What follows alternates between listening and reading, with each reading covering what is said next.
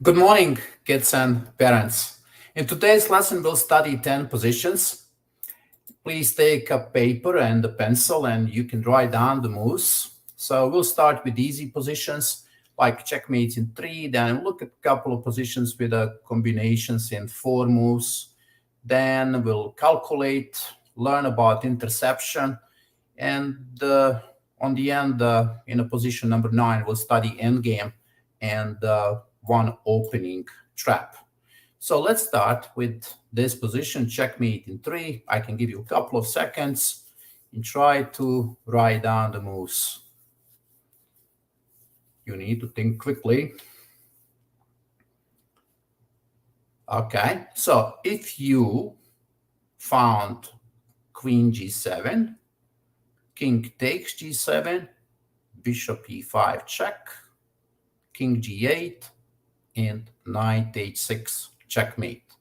So this is how it looks like. Bishop e5. Now the only move is king g8 and knight h6 is a checkmate. Okay, this was an easy one, right? Let's go with the next one. Okay, you have a couple of seconds to find the move. We need to calculate without moving the chess pieces. Okay, hopefully you found queen e7. We sacrifice the queen. King has to take. Then we play rook g7. King has to move back to e8 and knight to 6 checkmate. So let's see that one more time. We play rook g7. And then knight to 6 checkmate. Let's see the checkmate in 4.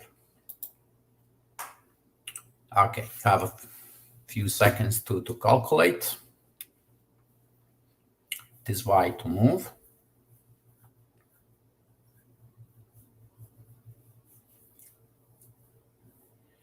Okay, let's see. The first move is queen a8. You sacrifice the queen for a rook. The knight has to take. And then we play rook d8 check. Now, if the rook goes down, of course, to e8, you can take, right? And on king h7, you play bishop f5, checkmate. So try to visualize this position without moving the pieces. Queen takes a8,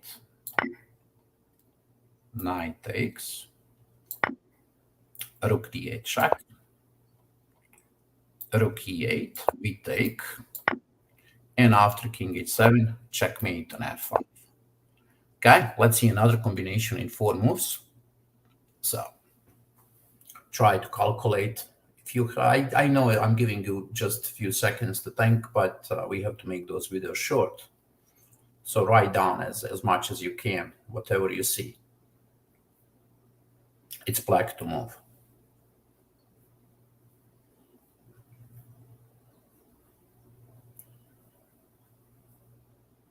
Okay, let's see. I know you are probably looking at the different opportunities here with rook g2, and but that's not the move, because rook g2, knight is not going to capture, king is going to go to h1. The move is queen f4, right? But let's calculate without moving the pieces. We take queen f4, queen takes f4, then rook e captures on g2, king has to go to h1, rook g1 check, king has to go to h2, and then rook 6 to g2 checkmate. So let's see that on the chessboard. We take, queen has to take, we take rook g2, king h1, rook g1, and checkmate, right? Okay, let's go to the position number 5. So here we have an attack, and Let's see how many pieces are participating in this attack. We have rook, knight, queen, bishop probably can join in some situations. So calculate. It's black to move.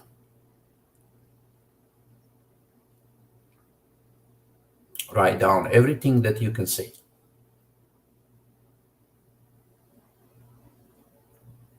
Okay. So let's see. I hope you found this move. I'm sure you did. Rook h2, right? That's an easy move to find.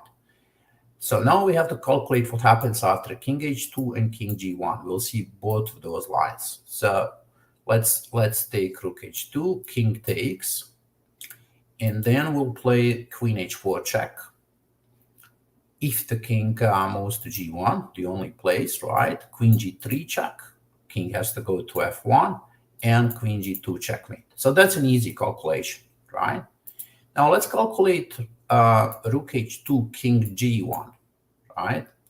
So here we can play a move rook h1, right? So we know if the king takes, then again we play queen h4 and queen g3. But what happens if the king goes to f2, right? Then we would play queen h4 check. King is on e3 now. We take rook e1, rook takes e1, queen takes e1, and if the king takes on f4, I'm wondering if you can find a checkmate in that position. So black queen is on e1, the white king on f4. I'm sure you did find this move, g5 checkmate.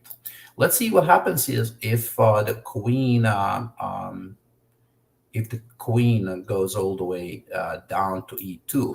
So right now we don't take the queen. Of course we can, right? But we have a checkmate in this position after knight d5, king d3, and queen takes e3, checkmate, right? So let's see that on the chessboard. Rook takes. We play queen h4. And here we checkmate, right? That's an easy one. Let's see the other one. Here, rook h1. Again, if the king takes, we play queen h4 and queen g3, queen g2 checkmate. King f2, we play queen h4. Check. Check again. If the king takes, g5 checkmate. And if the queen goes to e2, of course we can take a queen, but we have a checkmate in two moves. Yeah. And queen e3. Okay, this was a nice calculation, right? Let's see the interception. Interception is an advanced combination. It's very, very nice one, really cool. It happens a lot in the chess games. So it is black to move here. I want you to calculate not only one move. I believe you are going to find the first move, but the question is, can you find the second move? So it's black to move, and black is winning in this position.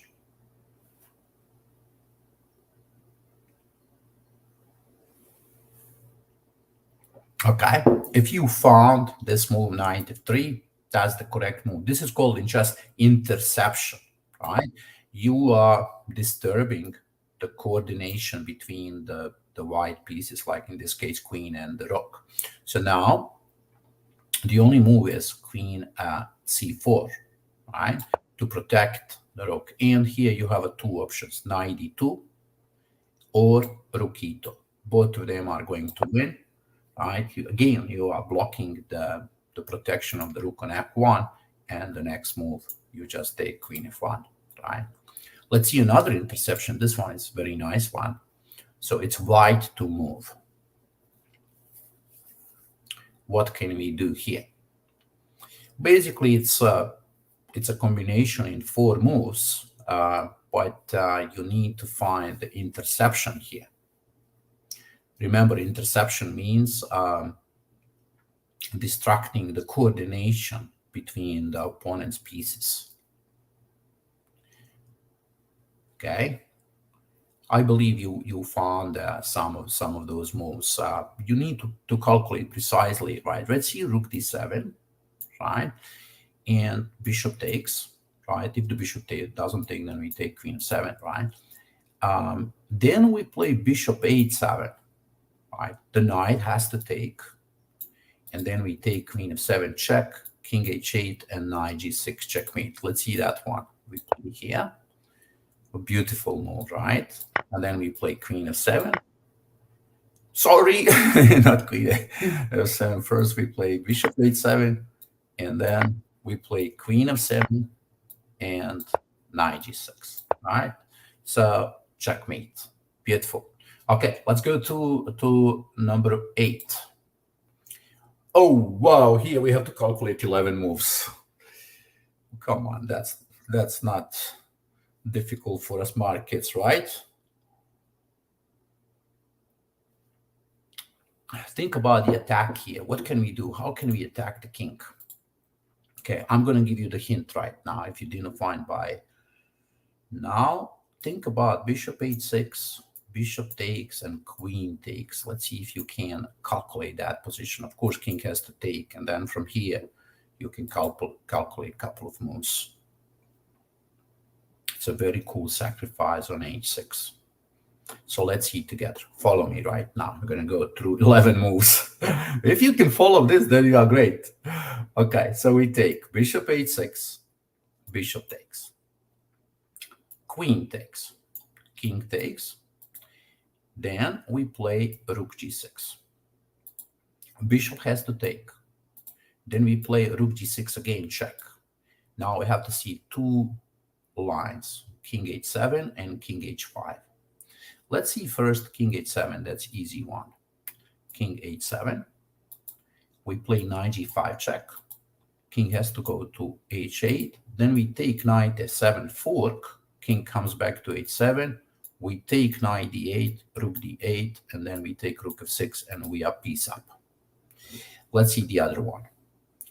Bishop h6, bishop h6, queen h6, king takes, rook g6, bishop g6, rook g6, and king h5, right? So now the rook is attacked on g6. So we play discover check, knight e5, right? The check with the bishop. King now has to go to h4, right? Rook h6 check. The only move is king to g5. Knight f7 check. Look how cool is that. King goes to f5. Knight takes d8. Rook takes d8. Bishop c2 check. King has to go to e5 to protect the knight on f6. And the move f4 wins the piece. Because after you take king f4, rook takes f6. And you are piece up and winning the game. Let's see that on the chessboard. Bishop h6. We take queen h6. And now we play this move, right? Rook h6. And here we calculated two moves, king h7 and king h5. Now we play here. Knight f7, we take, and then we play rook f6.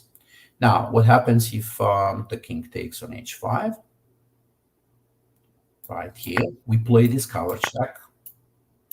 King goes to h4, we play check. And then we take fork. We capture the queen. Bishop c2.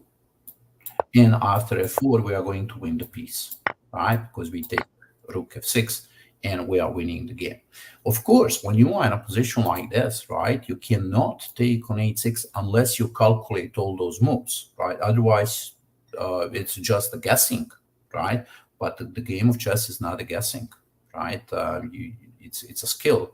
You have to learn to calculate long lines. Okay, let's go to our position number 9. So here we have an endgame, right? So my question to you is, can a white win this game? Or is it a draw? You know, usually like when the pawn is an a file, it's very drawish, right? But in this case, there is a problem with the black rook. Rook is very passive in the corner, and for that reason, white can win the game. But I want to show you one little trap that white can get into. Look, if you play king b6, and let's say rook a7, and we try now to checkmate, it looks like white is winning, right? But look at this move. Oops. We're in trouble here. Stalemate. Or if you don't take, if you play here, right, then rook b2 and you cannot win anymore. So we have to be very careful, right, how to play this position. The correct move is rook g1 or rook h1, right? And now if the king goes to c7, right, to escape those troubles down on the last ring, now we play a check. And look at this. We are winning this position after a7 because the king is cut off, right? And of course, the next move, we will play king to a6. The rook cannot move down because it's check the queen, right? And something like this happens, right? And now we pull the rook all the way back, and we are going to play a check, right? So let's see this.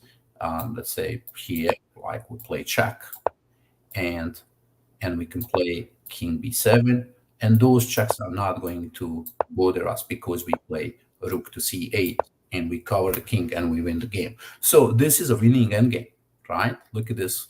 Very cool, but you have to play rook h1. I know many people would make a mistake by playing king b6, right? But rook h1 is very active move. So when you play rook in games, it is very important to have an active rook. This rook on a8 is quite bad, and that's why black lost the game. And let's see the last one for today, opening trap.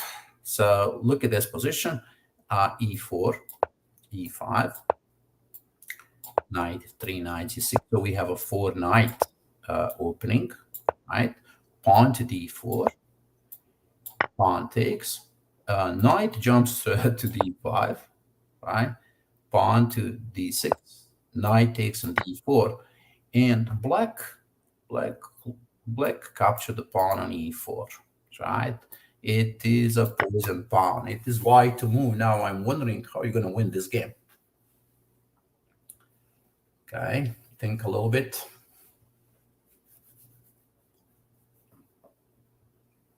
Okay, I know some of you are thinking probably about queen e2, but that's not working because here knight can cover it up and nothing happens.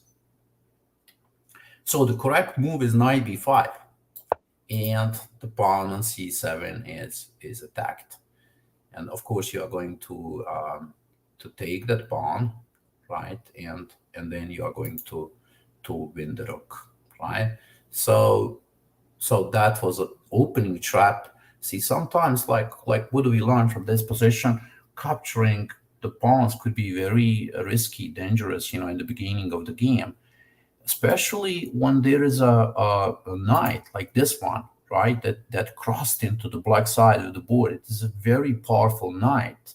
So it's probably better to remove him as soon as possible because that knight can damage your game, right? Okay, kids, that was a lesson for today. I hope you enjoyed it, and I'll see you next Saturday. Bye-bye. Have a good rest of the day.